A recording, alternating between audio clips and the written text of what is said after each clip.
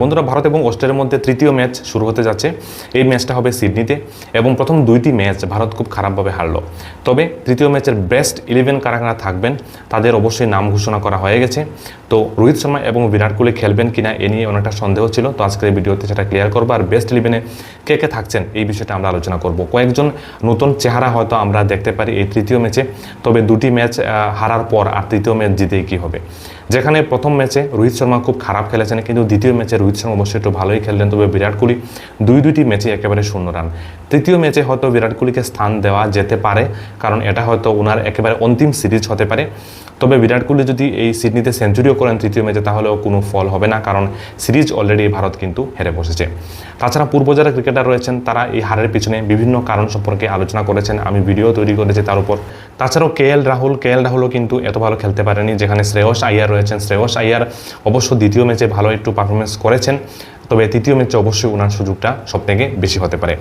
এদিকে কে এল রাহুলের যেমন প্রথম ম্যাচটা যেমন ভালো জানি, তৃতীয় ম্যাচে অবশ্যই তিনি সুযোগ পেতে চলেছেন। তবে বেস্ট 11-এ কে কে থাকবেন এই বিষয় নিয়ে আমরা একটু আলোচনা করে নিই। প্লেয়িং 11-এর মধ্যে যেমন রোহিত শর্মা অবশ্যই খেলবেন, রোহিত শর্মা, শুভমন গিল অবশ্যই খেলবেন। তাছাড়া বিরাট কোহলিকে অবশ্যই সুযোগ দেওয়া হবে, কারণ এটা হয়তো ওনার জীবনের লাস্ট হয়তো সিরিজ হতে পারে। তাছাড়াও অক্ষর প্যাটেল এবং কে এল রাহুল, ওয়াশিংটন সুন্দর, কুলদীপ যাদব এখানে আসতে পারেন।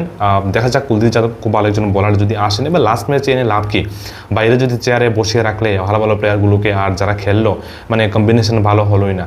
তো কুলদীপ যাদব অবশ্যই আসতে পারেন। তাছাড়া অর্শদীপ সিং অবশ্যই থাকবেন, মোহাম্মদ সিরাজ অবশ্যই থাকবেন। তাছাড়া হর্ষিত রানা দেখা গেল যে একেবারে জটিল, এবং দ্বিতীয় ম্যাচে হর্ষিত রানা একটু ক্র্যাম্প এসেছিল, এবং মোহাম্মদ সিরাজেরও ক্র্যাম্প এসেছিল, এবং অর্শদীপ সিংয়েরও কিন্তু ক্র্যাম্প এসেছিল। বাট আমার মনে হয় মোহাম্মদ সিরাজ অবশ্যই খেলবেন, কিন্তু হর্ষিত রানাকে হয়তো বাইরে রাখা হবে, এবং সেই জায়গাতে প্রসিদ্ধ কৃষ্ণাকে সুযোগ দেওয়া যেতে পারে। তো দ্বিতীয় ম্যাচে যে বেস্ট 11 ছিল সেই জায়গাতে এখন নীতিশ কুমার রেড্ডি পরিবর্তন হতে পারেন, কুলদীপ যাদব অবশ্যই আসতে পারেন, হর্ষিত রানা অবশ্যই চেঞ্জ হতে পারেন, আর সেই জায়গাতে হয়তো প্রসিদ্ধ কৃষ্ণা সুযোগ পেতে পারেন। তো বেস্ট 11-টাই হতে চলছে। শুভমন গিল অবশ্যই খেলবেন, কারণ তিনি ক্যাপ্টেন্সি করছেন। তবে এই সিডনির মাঠে কিন্তু ভারতের যে রেকর্ডটা, সেই রেকর্ডটা কিন্তু খুব খারাপ।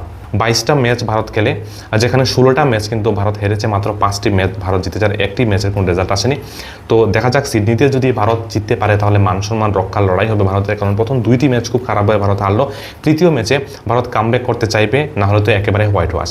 আপনাদের মতামত কি? আমার মনে হয় যে 3-0 হবে, কারণ আর পক্ষ নিয়ে আর লাভ নেই, দলবাজি করে লাভ নেই, কারণ ভাই পারফরমেন্সই বলছে। কুলদীপ যাদব যদি আসেন, বা কুলদীপ যাদবকে যদি ভারতীয় দল খেলায়, তাহলে একটু আশাবাদী আমি রয়েছি। তাছাড়া প্রসিদ্ধ কৃষ্ণাকে যদি খেলায়, তাহলে অবশ্যই আমি আশাবাদী রয়েছি ভারত তৃতীয় ম্যাচটা অবশ্যই জিততে পারে। আপনাদের মতামত কি কমেন্টে লিখে জানাবেন, আর আমাদের চ্যানেলকে সাবস্ক্রাইব অবশ্যই করে আমাদের সঙ্গে থাকবেন। Thank you so much.